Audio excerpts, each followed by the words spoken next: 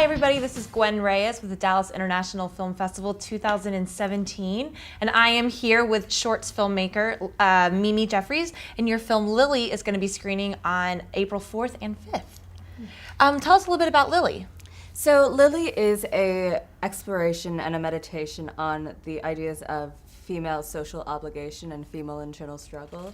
So it's through the context of a baby shower, we travel with a woman who is navigating her role in these type of social constructions, especially when she is faced with her own internal conflict that she has to somehow decide to portray, and what she keeps hidden, what she reveals to the people in the room, and calling into question our social constructs of like, who are these types of parties being held for, and the idea of the female automatically being defined as kind of the host of a party. Like, no matter what type of individual it is, the expectation that you will meet these certain social obligations. Sure. That's such a good point, because I think a lot of people are told when they go into a party to act like the hostess, because that's what's supposed to instantly make us comfortable. But I bet so many women, and I know that many women can relate to that fear of having to upstand with those constructs, but then also not express what's going on in their head. Exactly. So it is really kind of like looking at these social norms that we are so accustomed to, and we don't really question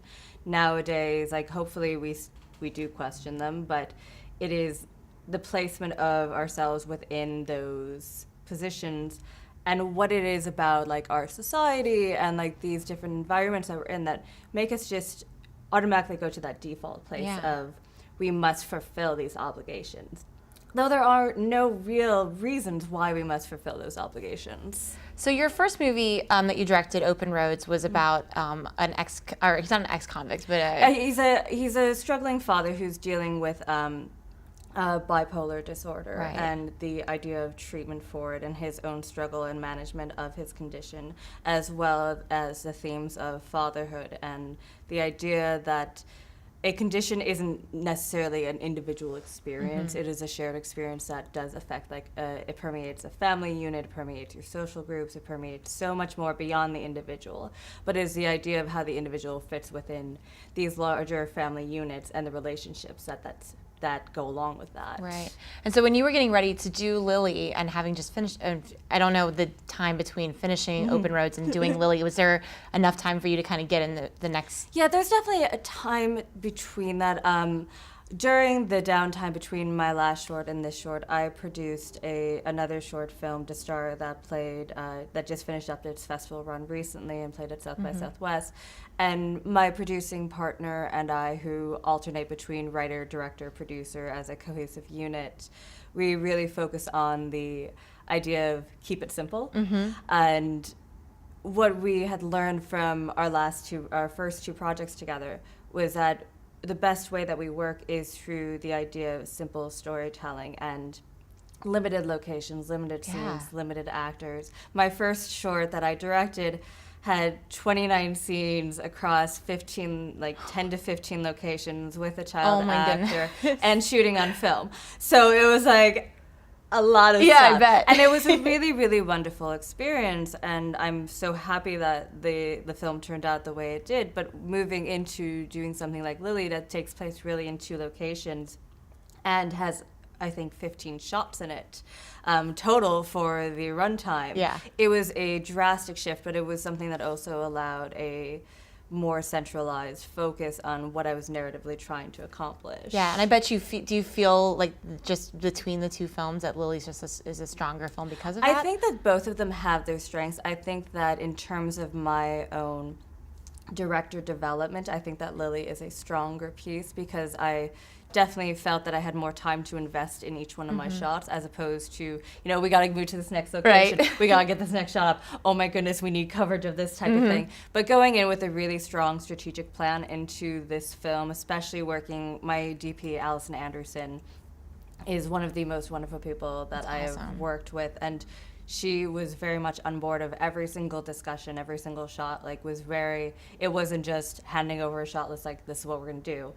It was a collaboration of like, here's the vision for this, how do we execute it, and how do we simplify it. That's awesome. So there was one scene where we originally had like 10 shots and there was no way we were gonna do it. And now in the film, it's 3 shots. So it really just kind of pulling back and thinking about what is the most important thing to convey within the structure of this film, and what matters to us as a viewer, and what matters to the character of the story we're telling. Absolutely. And you get to wear multiple hats on this one too, because you're writer and director. Can you talk a little bit about the different, like how you kind of take the hat off and change, or are you constantly thinking of yourself as writer director? I do really think of myself as writer director, and I think that I also think of myself as, even though I wasn't producer on this, I also think of myself as producer in many fashions, because I have to think about the logistics that go along with everything. If I want a certain shot, that means certain equipment. That means that something has to be communicated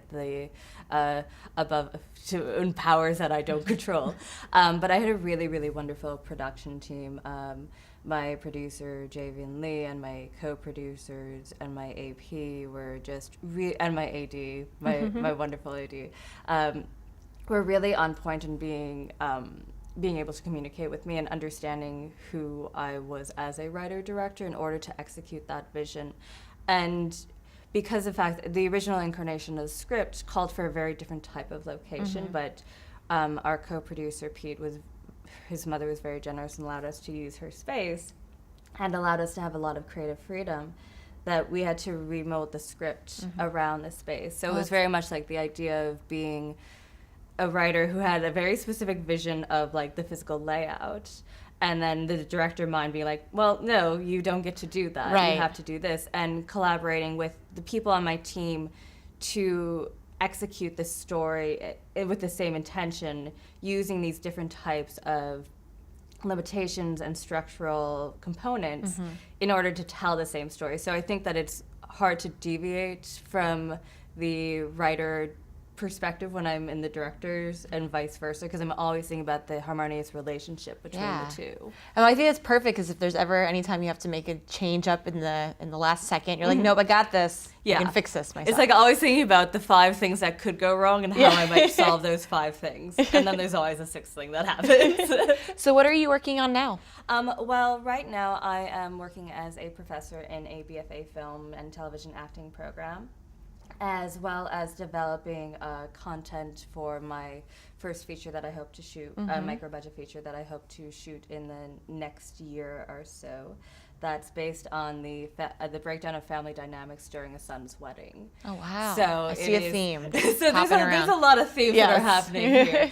A lot of similar themes. And simultaneously I'm releasing my previous short online in the next few weeks. Awesome. So it's been and we're doing a festival run with Lily. So it has been a very busy season. Yeah, so where's Lily going to be after it leaves? Lily, it was just announced today that we are going to be so I can finally say it.